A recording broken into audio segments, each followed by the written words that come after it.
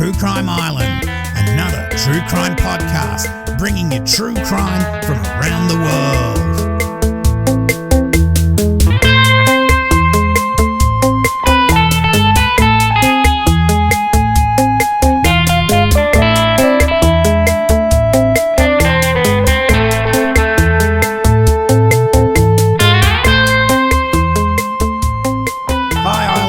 Welcome back. I hope you're all doing well. I know a lot of you are in ISO, but a big shout out to those not only in the medical profession, but also all of those out there still working hard to keep things going in these trying times. I'm almost out of ISO. Tuesday I'll be out, but knowing my luck, they'll lock down the place next week. I really need to get out and go for a walk around. So tonight is a case, in fact, it's another case I saw in Forensic Files while cooped up here in ISO. It's about Jeffrey Gorton, who really did think he was smarter than the cops, but would end up getting caught out by his own perversions. Now, my references tonight, that's from the Gazette, the Courier, the Des Moines Register, the Tennessean, the Detroit Free Press, the Livingston County Daily Press and Argus, the Orlando Sentinel. There's also something from prabook.com and another bit from theinquisitor.com. And of course, Forensic Files. Who's been watching Forensic Files on Netflix while they've been locked away? It's just really good. It just keeps going on and on. They're really short cases. It's great. Anyway, tonight, we go all the way back to 1986 to Flint, Michigan. Here, Margaret Eby, 55, lived in the gatehouse on the Applewood estate at 1400 E. Kearsley Street. Now, if you live in the area, you probably know this place. It's a big tourist attraction. Margaret Eby, nee Fink, was born on February the 8th, 1931 in Detroit, Michigan, United States. She was daughter of Christian Goth Hilf and Martha Frieda. Now, her education. She was a student at Wheaton College, Illinois, 1947 to 1949. Bachelor of Arts at Wayne State University, 1955. Master of Arts at Wayne State University, that was in 1962. Doctor of Philosophy at University of Michigan, 1971. So, she's been to school quite a bit. Her career, she's got an amazing career. She was Professor of Music at University of Michigan, Dearborn from 72 to 77. Department Chairman of Humanities, University of Michigan, Dearborn, 75 to 77. Dean of College of Humanities and Fine Arts, University of Northern Iowa, Cedar Falls. That was 77 to 81. Provost Vice Chancellor, University of Michigan, Flint, 1981 to 83. Special Assistant to Chancellor, University of Michigan, Flint from 83. President, Flint Community Cultural Festivals from 1983. Consultant Evaluator at North Central Association Colleges Schools, Chicago from 1982. She's very busy. This is making me tired. She was director of Flint Institute Music, 1981 to 83. She was an amazing musician.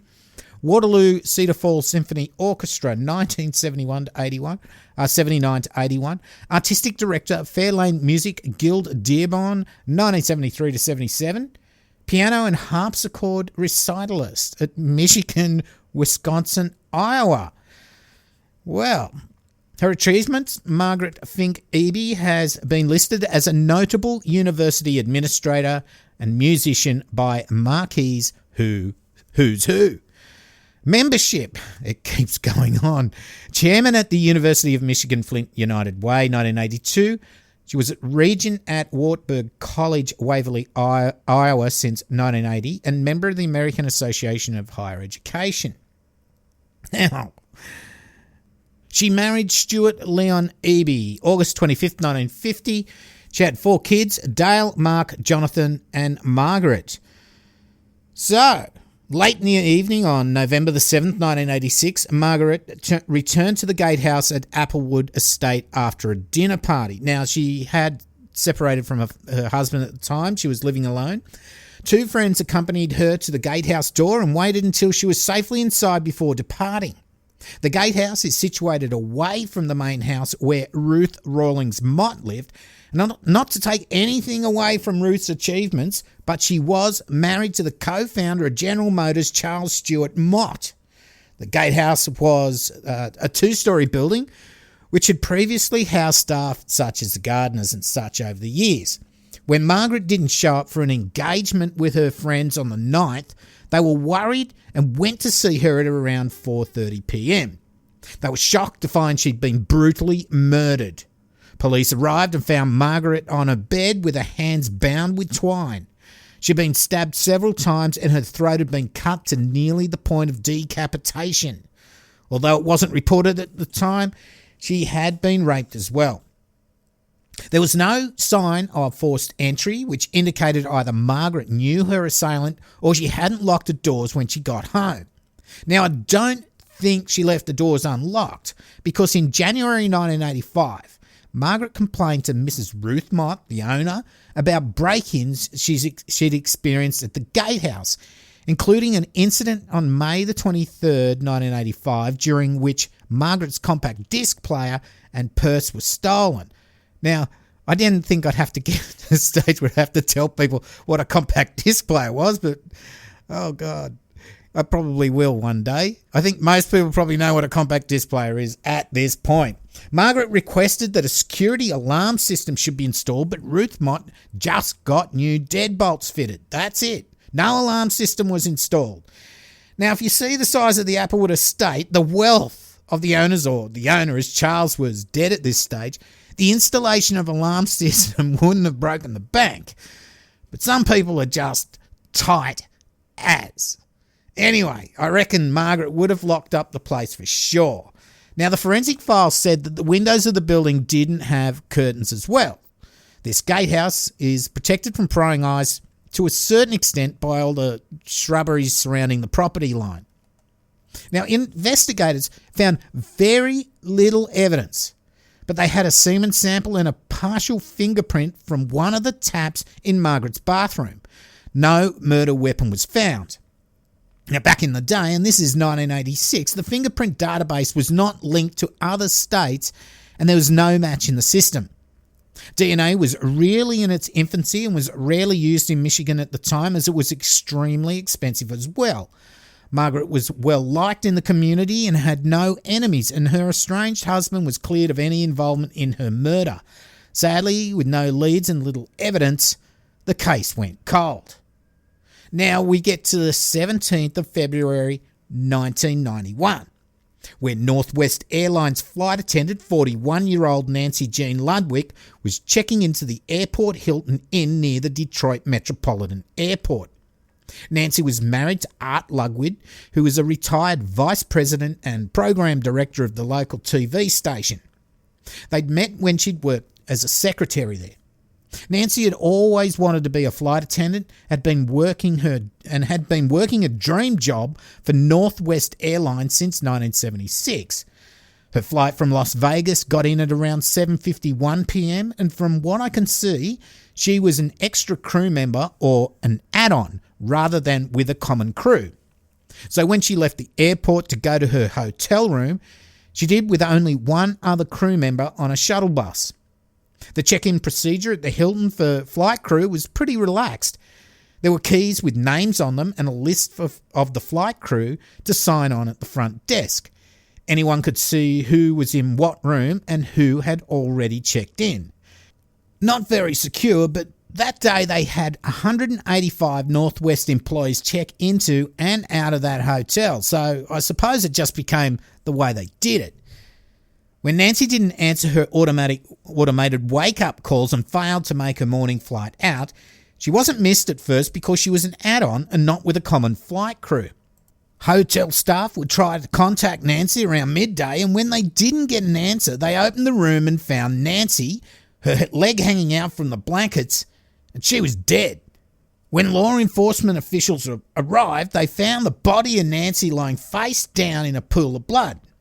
Bound and gagged, she appeared to have been dead for hours, and strangely, They found that all her belongings had vanished, including her burgundy luggage, her clothes, the bin liner, and even her Northwest Airlines uniform. An autopsy report later confirmed that Nancy Jean Ludwig had been raped and her throat was cut. She'd suffered defensive wounds and it looked like she'd rigorously tried to fight her attacker off. There was no forced entry into the room, so Nancy may have known her killer. It looked like the killer spent a lot of time in the room. He'd showered, dressed, and when he left, he put the Do Not Disturb sign on the door. There was a bloody towel in the bathroom, but no fingerprints.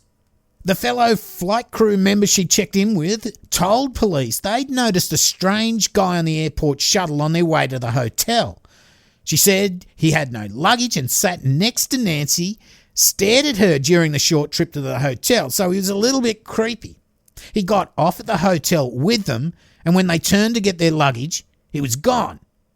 They then went into the hotel reception, picked up their keys, both went to the third floor where their rooms were. Nancy's room was around the hallway out of sight of the other crew member's room. Nancy's room was 354 right at the end of that hallway. The flight attendant was able to give police a description of the man being white, dark brown hair, a weathered face, average build and maybe 45 years old. Another flight attendant had noticed a similar man in the hallway earlier that day, and he'd run out down the fire stairs when she spotted him.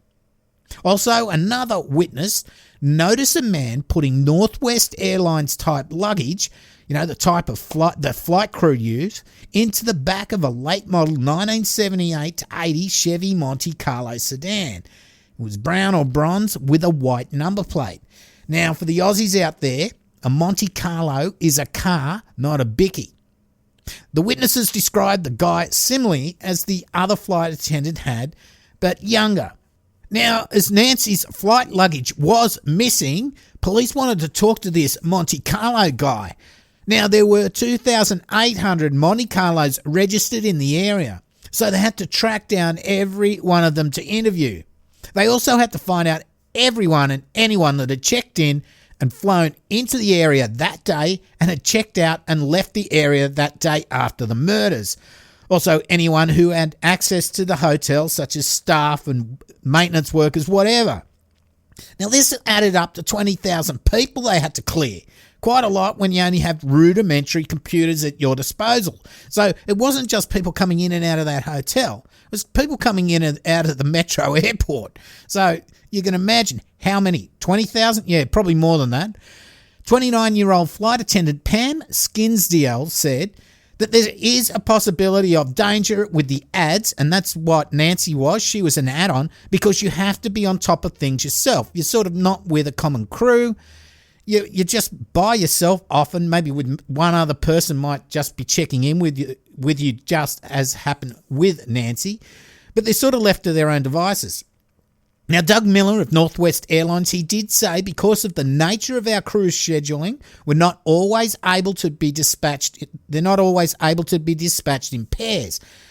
He said, we wouldn't define that as a dangerous situation, but it's probably preferential to be with someone else. Well, yeah, of course, but, looking back now, Art Ludwig used his connections in TV to publicise the case. There was a $50,000 and then an $80,000 reward on offer for information. However, the case went cold. DNA from the swab taken from Nancy didn't show up in the DNA database.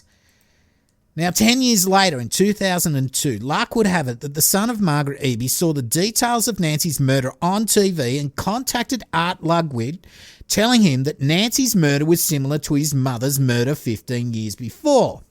Art contacted police and they were able to then do a DNA test on the semen sample taken from Margaret and matched it to the one taken from Nancy. So police knew it was the same person, but still the DNA didn't match anything in the nationwide database. They decided to look again at the evidence in the Margaret Eby case and they found the tap with the fingerprint. Now, back in 1986, it was put through the Michigan fingerprint database and there was no match. But now they had a national database and they ran the fingerprint through it again. And guess what? They got a match. It was 39-year-old Vienna Township resident Jeffrey Wayne Gorton. Vienna Township in Michigan is just up the road from the Applewood estate where Margaret Eby had been murdered. Gorton's fingerprints were in the database from serving time for assaults on women in Florida.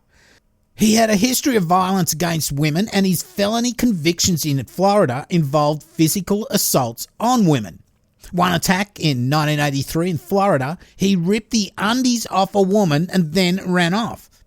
This guy had a serious panty fetish. He would steal women's undies all the time. He was arrested for disorderly conduct, for lifting and looking up a woman's skirt at a Flint area drugstore. In order to prove Gorton was the killer, they needed to get a DNA sample. Police followed him to a diner where he was eating with his kids. When he finished, they were able to get a styrofoam cup he'd been using. Now, for people in the future, a styrofoam cup is this absolutely one-use cup made of styrofoam that will be with us, I guess, for 50,000 more years. Anyway, how dare I? However, it had a mixture of DNA when they tested this styrofoam cup. But the results showed that it was probably Gorton mixed in there, and it was enough to get a search warrant for his house. Now, get this. Police arrested Gorton, and a search of his house found over 800 pairs of women's underwear. Now, these have been labelled with dates, places, and some had names on them. Now, there was also a video of him wearing the underwear, just like that pervert Russell Williams did. Now, I'm not kink shaming, please. Not at all. I don't care what type of undies you want to wear, or even if you want to go around commando. That's up to you. But when they're stolen undies and you get off on wearing them, well, that is perverted, especially when you rape and murder someone to get off on your fetish. They took a formal DNA sample, which was a match to the samples taken from Margaret and Nancy.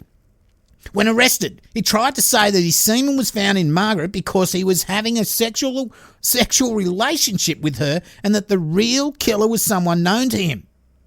He had worked at the Applewood estate servicing the sprinkler system when he worked for his parents, who were Shirley and Lawrence Gorton. Their company was called Buckler Automatic Lawn Sprinkler Company.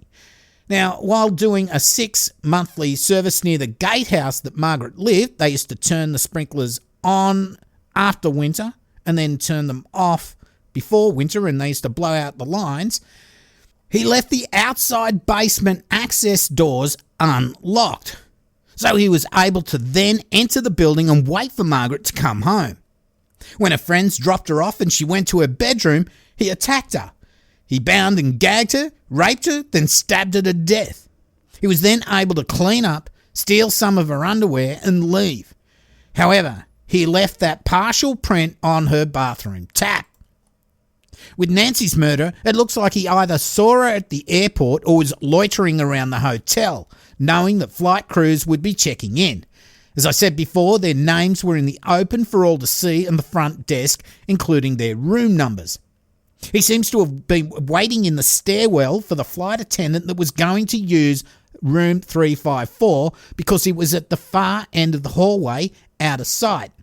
When Nancy opened her room, he rushed out and forced his way into her doorway. He then attacked Nancy with a knife while she tried in vain to defend herself. She was ultimately overpowered, gagged, her wrists were bound with twine, which, by the way, was used by Gorton as part of his job doing the sprinklers. He then raped and murdered her. He then took all her jewellery, her rings and earrings, he took them out of her ears. He took her luggage because he knew there'd be clothing items in there that would interest him. He then stripped her naked and took her uniform. He even took the bin liner, which he may have used to put his bloodied clothes into. Now, Gorton raped Nancy's lifeless corpse again, and then he showered, got changed, put the Do Not Disturb sign on the door, and casually walked out of the hotel. He was seen putting the Northwest Airlines luggage into his Monte Carlo, and funny enough, he still had that car when police arrested him more than 10 years later. He would go to trial for Nancy's murder and plead not guilty. he would be found guilty and sentenced to life in prison. In Margaret's case, he would plead not guilty on 2 counts of first-degree murder. Now, one was for premeditated murder and one for murder while in commission of a felony.